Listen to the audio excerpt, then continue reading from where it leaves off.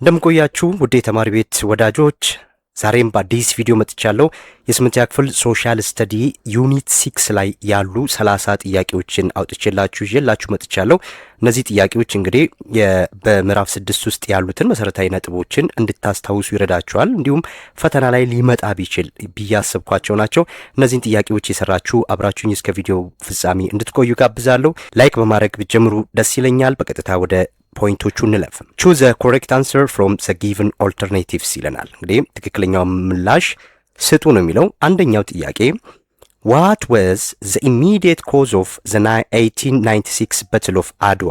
የአድዋ ጦርነት immediate cause ምን ነበረ? እነዚህን ታስታውሳላችሁ ብዬ አስባለሁ። ኢሚዲየት ኮዝ ኤንድ ፋንዳሜንታል ኮዝ እያልን አይተናል፣ ለእያንዳንዱ ክስተቶች ማለት ነው። ስለዚህም ለአድዋ ጦርነት 1896 ላይ የተከሰተው ዋናው ኢሚዲየት ኮዙ ምን ነበረ? ኤ the Italian crossing of the መረብ ሪቨር፣ ኢጣሊያኖች መረብ ወንዝን ማለፋቸው። ቢ the financial dispute over compensation for the ወልወል ክላሽ፣ በወልወል ግጭት ጣሊያን ኮምፐንሴሽን ወይም ካሳ መጠየቋ ይለናል። አድዋ እያለ ወልወል ብሎናል። እንግዲህ የወልወል ክላሽ ለየትኛው ጦርነት ነው የምክንያት የሆነው? ይሄ the immediate cause of what second Italian war ነው ይሄ ኮዝ የሚሆነው ማለት ነው። ሲ the Italian occupation of the port of ምጽዋ፣ የኢጣሊያ ምጽዋን በመያዟ። ዲ the dispute over article 70 of the treaty of ውጫሌ። ከዚህ ትክክለኛ ምላሽ በ1896 ለተከሰተው የአድዋ ጦርነት ዋናው መነሻ ምንድን ነው? ይሄ የአንቀጽ 17 ነው ማለት ነው። ስለዚህ የውጫሌ ውል አንቀጽ 17 በአማርኛውና በኢጣሊኛው የተለያየ ትርጉም ስለያዘ ያኛው ነው ዋና መነሻ ማለት ነው። እንግዲህ በአማርኛው ቅጂና በጣሊያንኛው ቅጂ መካከል ከፍተኛ የትርጉም ልዩነት ነበረው ብለናል። የጣሊያኑ ቅጂ ኢትዮጵያን በኢጣሊያ የተጠበቀች ሀገር ናት፣ ፕሮቴክቶሬት ናት የሚል ወይም ኢትዮጵያን በኢጣሊያ ቁጥጥር ስር የሚያደርግ ሲሆን የአማርኛው ግን አማራጭ የሚያደርግ ነው። ከአውሮፓ ጋር ለምታደርገው ግንኙነት በኢጣሊያ በኩል ልታደርግ ትችላለች የሚል አማራጭ የሰጠ ነው ማለት ነው። ስለዚህ የዚህ ጥያቄ ምላሽ ዲ ይሆናል ማለት ነው። ሁለተኛው who served as Emperor Minilik the second's personal secretary and translator during the sign of the treaty of ውጫሌ። እዚህ ጋር ደግሞ እያልን ያለው ምንድን ነው? የአድዋ ውል በሚፈረምበት ሰዓት ላይ የሚኒሊክ የግል ጸሐፊና አስተርጓሚ የነበሩት ማን ነበሩ ነው እያልን ያለው። ኤ አልፍሬድ ኢልግ፣ ቢ ካውንት ፔትሮ አንቶኔሊ፣ ሲ ግራዝማች ዮሴፍ፣ ዲ ራስ መኮንን ወልደ ሚካኤል። አሁን እዚህ ጋር መምታታት አያስፈልግም። አሁን አልፍሬድ ኢልግ እርግጥ ነው የአጼ ሚኒሊክ አማካሪ ነው፣ ግን ይሄ የውጭ ዜጋ ነው። የአጼ ሚኒሊክ አማካሪ ነው እንጂ የግል ጻፊያቸው ወይና አስተርጓሚ አልነበረም። አልፍሬድ ኢልግ አይደለም። ኮንት ፔትሮ አንቶኔሊ ይሄ ጣሊያናዊ ነው፣ ሲጀምርም ነገር ፈላጊ ቡድን ውስጥ የሚገባ ነው ይሄ አይደለ። ስለዚህ ኢትዮጵያዊው የአጼ ሚኒሊክ የግል ጸሐፊና አማካሪ የነበሩት ግራዝማቹ ዮሴፍ ነበሩ ማለት ነው። ይህንንም የአርቲክል 17 ሴራን ያጋለጡትና ያሳወቁት ግራዝማች ዮሴፍ ናቸው ማለት ነው። ሶስተኛው why did the Amharic and Italian version of article 70 in the treaty of ውጫሌ create a historic conflict አለ። ለምንድን ነው አንቀጽ 17 የታሪካዊ የአድዋ ግጭት ምክንያት የሆነው ነው እያለን ያለው? በእርግጥ ይህን ቅድም በአንደኛው ጥያቄ ላይ አሳውቂያቸዋለሁ። ስለዚህ ለምንድን ነው? ኤ the Italian version made Ethiopia as an absolute protector of Italy while the Amharic version made it optional አለ። የኢጣሊያኛው ትርጉም ኢትዮጵያን በኢጣሊያ ቁጥጥር ስር እንደሆነች የሚነግር ሲሆን የአማርኛው ትርጉም ደግሞ አማራጭ የሰጠ ነው ይላል። ኦኬ ቢ the Amharic version gave Eritrea to Italy while the Italian version claimed all of Tigray። ይሄ በፍጹም አይገናኝም አይደለ? የአማርኛው ትርጉም ኤርትራን ለኢጣሊያ ሰጥቷል እያለን ነው። እንዲሁም የጣሊያኛው ቨርዥን ደግሞ ትግራይ የኢጣሊያ እንድትሆን ክሌም አድርጓል እያለ ነው። ይሄ አይገናኝም፣ ውል ውስጥ የለም። ሲ the Italian version promised free weapons while the Amharic version demanded high taxes። የኢጣሊያ ቨርዥን ነጻ ጦር መሳሪያን ፕሮሚስድ ያደርጋል ወይም ለኢትዮጵያ ይሰጣል የሚል ነው። ዋይል አማሪክ ቨርዥኑ ደግሞ ከፍተኛ ታክስን እንደሚጥል ነው። ይሄም አይገናኝም። በቃ እዚህ ያለው the Amharic version allowed multi power negotiations while the Italian version banned foreign trader። በፍጹም አይገናኝም። ስለዚህ ትክክለኛው ምላሽ ማን ነው? ኤ ይሆናል ማለት ነው። ጥያቄ ቁጥር 4 which European country was the only one to openly protest the Italian claim protectorate over Ethiopian in 1889 ይለናል። የትኛው ብቸኛው አውሮፓ ሀገር ናት ኢጣሊያ ኢትዮጵያን በሞግዚትነት አስተዳድራለሁ ስትል የተቃወመችው ማለት ነው። ስለዚህ ያው ከዚህ በፊት እንዳልነው ጣሊያን ሙሉን ተጠቅማ ኢትዮጵያን በሞግዚትነት አስተዳድራለሁ ስትል ለዓለም ሀገራት ኢትዮጵያ ስታሳውቅ ይህንን ተቃውሞ የኢትዮጵያን ነጻነት በይፋ የደገፈች ብቸኛዋ የአውሮፓ ሀገር ማን ነበረች? ይህንን ቪዲዮ ላይ አይተን ነበር አይደለ? ብቸኛዋ የኢትዮጵያን የደገፈችና ጣሊያንን የተቃወመች ራሽያ ነበረች ማለት ነው። ኢትዮጵያን በሞግዚትነት አስተዳድራለሁ ስትል አብዛኞቹ የአውሮፓ ሀገራት ለኢጣሊያ ደግፈዋል። ራሽያ ግን በፍጹም ብላ ኢትዮጵያን ደግፋለች ማለት ነው። አምስተኛው who advised Emperor Minilik II in December 1819 to write directly to European governments to expose the deception in the treaty text? ይሄ ደግሞ እያለን ያለው ይህ በወቅቱ አጼ ሚኒሊክ የአንቀጽ 17ን ሴራ ከታወቀ በኋላ ለአውሮፓ ሀገራት እንዲያጋልጡና እንዲያሳውቁ ያማከራቸው ሰው ማን ነበረ ነው እያለ ያለው። ያማከራቸው ማን ነበረ? ኤ ኢምፕረስ ጣይቱ፣ ኖ። ቢ ጀነራል ኦሬስቶ ባራቴሪ፣ ይሄማ የወረረን ነው ቋን ነው። ሲ ግራዝማች ዮሴፍ አይደሉም። ግራዝማች ዮሴፍ ውሉ ያጋለጡት ነው። የግል ጸሐፊና አስተርጓሚ ናቸው እንጂ አማካሪ አልነበሩም። ስለዚህ የአጼ ሚኒሊክ አማካሪያቸው የነበረው አልፍሬድ ኢልግ ነበር ማለት ነው። አልፍሬድ ኢልግ ነው። ይሄ የኢትዮጵያ ባለውለታ ነው። ብዙ ስራዎችን ከአጼ ሚኒሊክ ጋር ይሰራ ማለት ነው። ስድስተኛ which river did the Italian military cross in October 1895 to initiate conventional military options against sovereign Ethiopian territory? ያለ እንግዲህ እዚህ ላይ ደግሞ እያለን ያለው በ1895 ዓመተ ምህረት የትኛውን ወንዝ በመሻገር ነው ወደ መካከለኛ የኢትዮጵያ ግዛት ወረራውን በይፋ የጀመረው እያለን ነው። ስለዚህ የኢትዮጵያን ሶቨሬን ቴሪቶሪ ተላልፎ ሲመጡ ጣሊያኖች የትኛውን ወንዝ ነበር የተሻገሩት? ኤ ጎጀብ ሪቨር፣ ቢ መረብ ሪቨር፣ ሲ አዋሽ ሪቨር፣ ዲ ገናሌ ዶሪያ ሪቨር። የትኛውን ነበር? ይህንንም ታስታውሳላችሁ ብዬ አስባለሁ። ስለዚህ ወደ ሰሜን አካባቢ በዛ በኩል ያለው ወንዝን ነው የምታስታውሱት። ይሄና ይሄ አይሆኑም አይደለ? ስለዚህ እዚህ ጋር መረብ ሪቨርን ነበር የተሻገሩት ማለት ነው። መረብ ሪቨር ነው የኢትዮጵያ ሉዓላዊነትን ተሻግረው የገቡት ይሄንን ወንዝ ሲሻገሩ ነው። ጥያቄ ቁጥር 7 which of the following was not a fundamental cause of historical Italian defeat at the Battle of Adwa on March 1 1896? እዚህ ጋር ደግሞ እያለን ያለው በ1896 ኢጣሊያ ስትሸነፍ ምክንያት ያልሆነው ፋንዳሜንታል ኮዝ ያልሆነው ከሚከተሉት ውስጥ የትኛው ነው እያለን ያለው። የትኛው ነው? ኤ ፎልቲ ኢንፎርሜሽን ሪጋርዲንግ ሎጂስቲክስ፣ የተሳሳተ መረጃዎች በመያዛቸው ነው። ቢ ሲሪየስ ኢረርስ ኢን ሪዲንግ ጂኦግራፊክ ማፕስ፣ የተሳሳተ የማፕ ንባብ ስለነበራቸው ነው።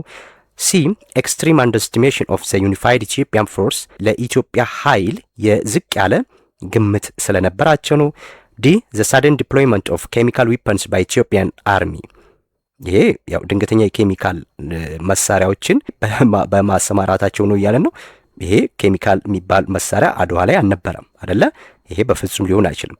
ይሄ ስህተት ነው ማለት ነው። ትክክል ያልሆነ ስለሚለን ይሄ ዲ ነው። እንግዲህ እነዚህ ሁሉ ትክክል ናቸው። ለኢጣሊያ መሸነፍ ዋነኛው አንደኛ ፎልቲ ኢንፎርሜሽን በመኖራቸው ነው። እንግዲህ የስለላ ስራዎችን ይሰሩ ነበር ብያቸዋለሁ። እዚህ ጋር ቪዲዮ ላይ ከዚህ በፊት በነበረው ላይ ኢጣሊያ ውስጥ ገብተው ለኢትዮጵያ የሚሰልሉ ኢትዮጵያውያን ነበሩ ማለት ነው። ሰላዮች ከኢጣሊያ ጋር ነው የሚኖሩት፣ እዛው ነው ያሉት። ግን መረጃዎችን ኢጣሊያ ውስጥ ሆነው እያዩ ለኢትዮጵያ ትክክለኛ መረጃ የሚሰጡ ነበሩ። ለኢጣሊያኖች ደግሞ ስለ ኢትዮጵያ የተሳሳተ መረጃ የሚሰጡ ነበሩ። እንደ ባሻ አዋሎም የመሳሰሉ ጀግና የስለላ ስራዎችን የሰሩ ጀግኖች ነበሩ ማለት ነው። ባሻ አዋሎም በአድዋ ታሪክ ላይ ትልቅ አስተዋጽኦ የስለላን ስራ ከሰሩ ጀግኖች መካከል አንደኛው ናቸው። ብዙም መጽሐፋችሁ ላይ ስላልተዘረዘረ ነው እንጂ ይህን የኢትዮጵያ ታሪክን በደንብ ስታነቡ ነው የምታገኙት። ባሻ አዋሎም ማለት ነው። ስለዚህ የተሳሳተ መረጃ እየሰጡ ጣሊያኖችን እንዲሸነፉ ምክንያት ከሆኑት አንዱ እሳቸው ናቸው ማለት ነው። ስለዚህ ትክክል ያልሆነው ይሄ ዲ ነው። ስምንተኛው the specific pretext used by fascist Italy to launch its invasion occurred on December 5 1934 at which location አለ። ጣሊያን በቀጥታ ጦርነቱን እንድትጀምር በ1934 እንድትካሄድ ያደረገው ቦታ የትኛው ነው ያለ። አምባ አራዶም አይደለም። ቢ ወልወል ኢን ዘ ጋርደን፣ ሲ እንደ አባ ጉናን ሽሬ፣ ዲ ማይጨው። ይሄ ኢሚዲየት ኮዝ ተደርጎ የሚታሰበውም ቦታው ግጭት የተከሰተበት ቦታ ይሄ ነው አይደለ? ወልወል የሚባለው በኦጋዴን አካባቢ ያለው ወልወል የሚባለው ቦታ ነው ማለት ነው። ስለዚህ ይሄ ቢ ይሆናል። ቢ ማይጨው ያው ከዛ በኋላ ንጉሱ ተሳትፈውበት የመጨረሻ ጦርነት የተደረገበት ነው እዚህ ጋር ማይጨው የሚባለው ማለት ነው። ዘጠነኛው at the battle of ጉራምባ ኖቬምበር 27 1852 ካሳ ዲፊትድ ዊች ፓወርፉል ሎርድ ኦፍ ጎጃም እያለን ያለው ምንድን ነው? ካሳ ኃይሉ ወይም ከንግስና በኋላ አጼ ቴዎድሮስ ጉራምባ ጦርነት ላይ ያሸነፈው ማንን ነበረ ነው እያለን ያለው። አዘ ባትል ኦፍ ጉራምባ ካሳ ዲፊትድ ደጃች ጎሹ ዘውዴ። 10ኛ ዘ ሂስቶሪካል ቪክትሪ ዛት ሲምቦሊካሊ ማርክድ ዘ ኢንድ ኦፍ ዘመነ መሳፍንት ኢራውን ፕሪንስ ወዝ አለ። የዘመነ መሳፍንት ማብቂያ ተደርጎ የሚታሰበው የየትኛው ጦርነት ነበረ? አጼ ቴዎድሮስ ከማን ጋር ያደረጉት ጦርነት ነው? በ1853 ዓመተ ምህረት የተደረገ ጦርነት አለ። ያም ከነ ራሳሊ ሁለተኛን ያሸነፉበት ማለት ነው። ይህ ጦርነት የትኛው ነው? ኤ ባትል ኦፍ አይሻል፣ ቢ ባትል ኦፍ ጉራምባ፣ ሲ ባትል ኦፍ በረካት፣ ዲ ባትል ኦፍ ጉራ አለ። አሁን በፍጹም አይገናኙ አሉ አይደለ? አሁን ጉራ ይሄ የሚገናኝ አይደለም። ካሳ ኃይሉ አይደለም የተዋጋው።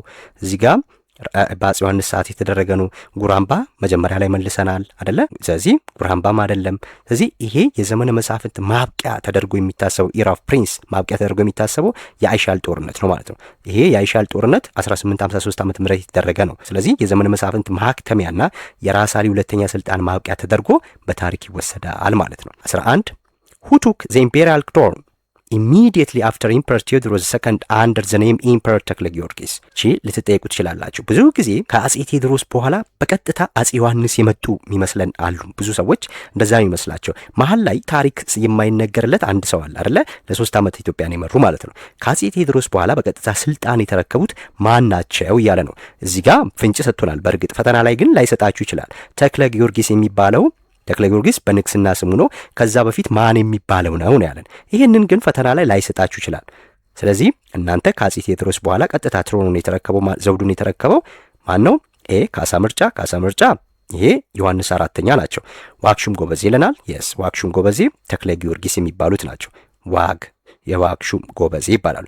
ሚኒሊክ ኦፍ ሸዋ አይደለም። አዳልተሰማ አይደሉም። አዳልተሰማ ይሄ የጎጃሙ ተክለ ሃይማኖት ናቸው ማለት ነው። 12ኛ which northern leader refused to recognize Emperor ተክለ ጊዮርጊስ as his boss? የትኛው የሰሜን ንጉስ ነው ወይም የትኛው የሰሜን መሪ ነው ተክለ ጊዮርጊስን እንደ አለቃ ወይም እንደ ንጉስ አድርጎ ለመቀበል እምቢ ያለው ማነው ነው? ከአጼ ቴዎድሮስ በኋላ ተክለ ጊዮርጊስ ስልጣን ላይ ወጥቷል ብለናል። ዙፋን ከጫኑ በኋላ ሌሎችን ሲያስገብሩ አንድ ሰው ግን ለተክለ ጊዮርጊስ አልገብርም አሉ። ያማናቸው ካሳ ምርጫ ኦፍ ትግራይ። እዚህ ጋር ተክለ ጊዮርጊስና ካሳ ምርጫ የነበራቸውን ግንኙነት እንደዚሁ ለታሪክ አስተውስ እንለፍ። ተክለ ጊዮርጊስ የአጼ ዮሐንስን እህት ነበረ ያገቡት። የአጼ ዮሐንስን እህት ነው ያገቡት ማለት ነው። በወቅቱ ያው ነገስታት ዝምድና ለማጠንከር በትዳር ይተሳሰሩ ነበር። ተክለ ጊዮርጊስ የአጼ ዮሐንስን እህት ነበር ያገቡት ማለት ነው። ጦርነት ሲያደርጉ እቺ ሚስት ለወንድሟ ታግዛለች ወይስ ለባሏ ታግዛለች? መጨረሻ ላይ ግን ሁለቱ ተዋጉና ካሳ ምርጫ አሸንፉ አይደል? ተክለ ጊዮርጊስን አሸንፈው ስልጣን ያዙ። እንግዲህ አዝማሪ በዛ ወቅት ብላ የዘፈነችው ምን ነበረ? የገደለው ወንድምሽ የሞተውን ባልሽ ሐዘንሽ ቅጣጣ ከቤትሽ አልወጣ የሚል ነበረ። ገዳዩ ወንድሟ ነው፣ ማቹ ባሏ ነው፣ ሐዘኗ የከፋ ነው ለማለት ነበር እዚህ ጋር የተጠቀሙት ማለት ነው። ይሄን እንደዚሁ መሀል ላይ እንደ ጨዋታ ላንሳ ብዬ ነው። 13ኛው ጥያቄ which two major battle so Emperor ዮሐንስ ፎርስ decisively defeat the invading Egyptian force አለ። እንግዲህ አጼ ዮሐንስ አራተኛ የትኞቹን ጦርነት ነው የግብፅን ጦር የደመሰሱት ነው እያለን ያለው። ሁለቱ ስላለ እነዛ ሁለቱ በትሎች ይታወቃሉ በአጼ ዮሐንስ ሰዓት ላይ የተደረጉት አይደለ? ኤ ጉራምባ ኤንድ ጎርጎራ ቢጀን አይደለም። ቢ አዙሌ ኤንድ ፋዶኞ አይደለም። ሲ ጮሎንቆ ኤንድ አድዋ አይገናኝም። ዲ ጉንደት ኤንድ ጉራ። ስለዚህ እነዚህን ሁለቱን መርሳት የለባችሁም። ጉንደትና ጉራ እንዳትረሱ። እዚህ ጋር አጼ ዮሐንስ አራተኛና ጀግናው ራስ አሉላ እንግዳ ወይም አባ ነጋ ናቸው። እዚህ ጋር የግብፅን ወራሪ ጦር በጉንደት በ1875 እና በጉራ በ1876 ሙሉ በሙሉ የደመሰሱት ማለት ነው። ጉንደት ኤንድ ጉራ። 14ኛው ደግሞ the historical peace agreement between Emperor ዮሐንስ IV and ሚኒሊክ was signed on March 20 1878 አለን። እዚህ ታሪካዊው የአጼ ሚኒሊክና የአጼ ዮሐንስ ስምምነት የተፈረመበት ቦታ 1878 ላይ የት ነው ነው እያለን ያለው። ኤ ውጫሌ፣ ቢ አዲስ አበባ፣ ሲ ሊቼ፣ ዲ ጎንደር። 1878 አጼ ዮሐንስና ሚኒሊክ የተፈረሙበት ውል የሊቼ ስምምነት ይባላል ማለት ነው። የሊቼ ስምምነት ይባላል። እዚህ ውል ላይ እንግዲህ አጼ ሚኒሊክ የሸዋ ንጉስ እንዲሆን አጼ ዮሐንስ ደግሞ የኢትዮጵያ ንጉሠ ነገሥት እንዲሆኑ እንዲሁም አጼ ሚኒሊክ ለአጼ ዮሐንስ ግብር እንዲሰጡ የሚሉ ውሎች ነበሩበት ማለት ነው።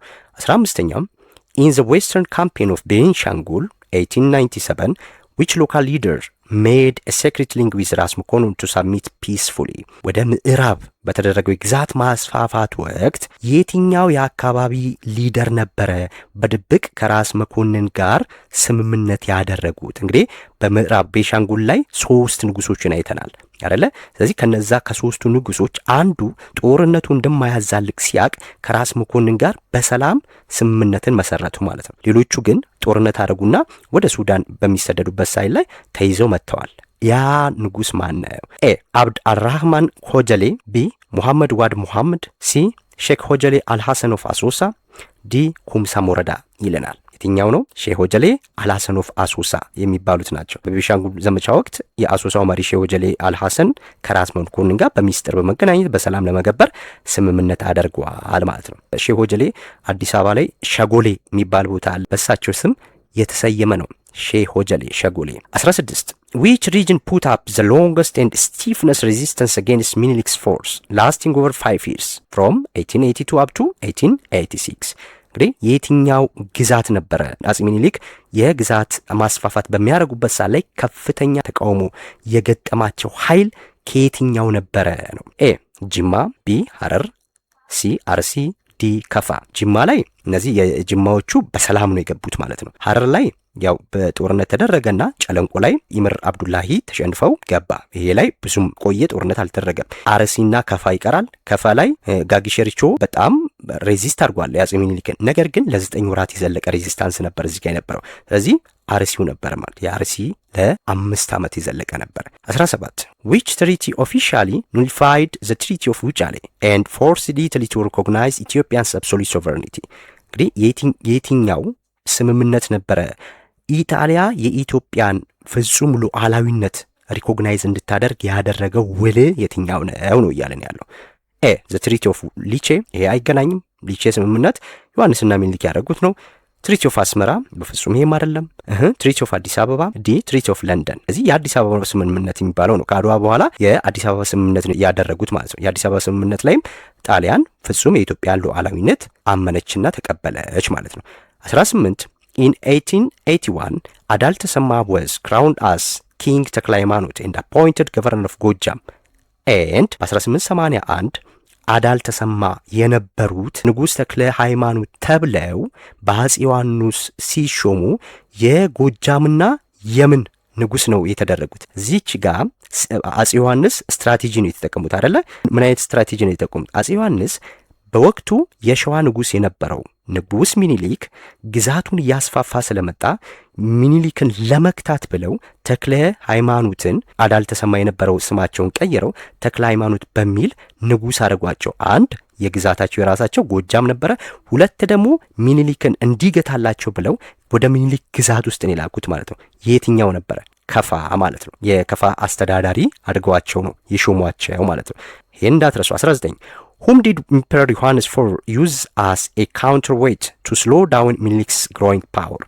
ይሄም ተመሳሳይ ነው። እዚህ ጋር ከሁለት አንዱ ሊጠይቃችሁ ይችላል በሚል ነው።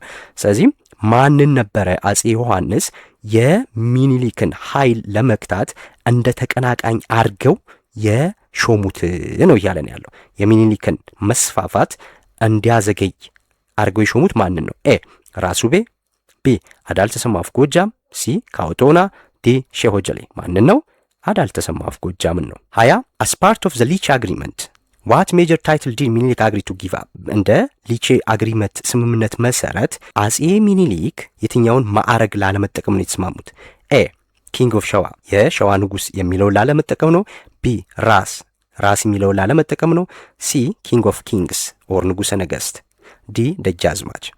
በሊቼ ስምምነት መሰረት ሚኒሊክ ለአጼ ዮሐንስ የበላይነት በመገዛት የትኛውን ላለመጠቀም ነው የወሰኑት? ንጉሰ ነገስት የሚለውን ላለመጠቀም ማለት ነው። ወይም ኪንግ ኦፍ ኪንግስ የሚለውን ማዕረግ ትተው ንጉስ በሚል ብቻ ለመወሰን ተስማምተዋል ማለት ነው። ስለዚህ ኪንግ ኦፍ ሸዋ የሚለው ነው የአጼ ሚኒሊክ ስም የነበረው። የአጼ ዮሐንስ ደግሞ ኪንግ ኦፍ ኪንግስ። ራስ ማለት ያው ከንጉስ ቀጥሎ ያለ ታይትል ትልቁ ይሄ ራስ የሚለው ነው። 21 on what date was the ህይወት or አድዋ ፒስ ትሪቲ signed? የህይወት ወይም የአድዋ ውል የተደረገው መቼ ነው ብለናል? ጁን 3 1884። እነዚህን እንድታስታውሷቸው ነው። በ1884 ነበረ የአድዋ ውል የተደረገው ማለት ነው። 22 ዘ ህይወት ትሪቲ ዋዝ ትራይፓርታይት አግሪመንት ሳይንድ ቢትዊን ዊች 3 ፓርቲስ አለ። የህይወት ውል ሲፈራረሙ 3 ሀገራትን ያካተተ ነው ማለት ነው አይደለ? እነማን ናቸው እነዛ 3 ሀገራት? ኤ ኢትዮጵያ፣ ኢታሊ ኤንድ ግሬት ብሪቴን፣ ቢ ኢትዮጵያ፣ ፍራንስ ኤንድ ኢጂፕት፣ ሲ ኢትዮጵያን፣ ግሬት ብሪቴን ኤንድ ኢጂፕት፣ ዲ ኢትዮጵያን፣ ኢታሊ ኤንድ ፍራንስ ይለናል። እነማን ናቸው? ኢትዮጵያ፣ ግሬት ብሪቴን ኤንድ ኢጂፕት።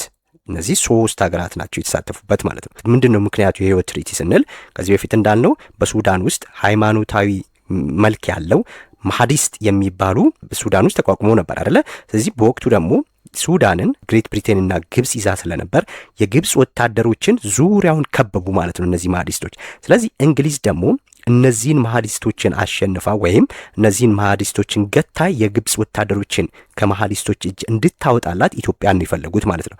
ስለዚህ በዛ ወቅት ከአጼ ዮሐንስ ጋር ስምምነት አደረጉ። አጼ ዮሐንስን ከሱዳን ማህዲስቶች እጅ የግብጽ ወታደሮችን ነጻ አድርገው በወደቡ በኩል እንዲያስገቡ፣ በምላሹ ደግሞ ህይወት ለአጼ ዮሐንስ የቦጎስን ግዛት እንዲሁም በወደቡ በኩል በምጽዋ በኩል ላይ ወደ ውጭ ማስወጣት ወደ ውስጥም ማስገባት እንዲችሉ እንደሚፈቅዱላቸው ስምምነት አድርገው ነበር አይደለ? ነገር ግን አጼ ዮሐንስ በቃላቸው መሰረት ይህንን ያሉትን ነገር ቢፈጽሙም የግብጽ ወታደሮችን ከማህዲስቶች እጅ ቢያወጡም ህይወት ግን ካዳቸው ማለት ነው። ያለውን ቃል ሳይጠብቅ ቀረ። እንዲሁም እኛ ቂም አተረፍን በማህዲስቶች። ከዛ በኋላ ማህዲስቶች ወረሩም ማለት ነው። እንዲሁም ለአጼ ዮሐንስ ሞት የሆኑት ይሄ ውል ነው። ማህዲስቶች ናቸው በመተማ ላይ የገደሏቸው አይደለ? አጼ ዮሐንስ በመተማ ጦርነት ላይ ለሀገራቸው ነጻነት ሲዋጉ ነው አንገታቸው ተቀልቶ የሞቱት ማለት ነው። ስለዚህም ይሄም በዚህ ምክንያት ነው ማለት ነው። የእንግሊዝ ሴራ 23 under the terms of ህይወት treaty which territory was supposed to be restored to Ethiopia በህይወት ትሪቲ መሰረት የትኛው ግዛት ነበር ለኢትዮጵያ እንደሚመለስ ቃል የተገባው? ይሄን ያው መለስኩላችሁ ቅድም።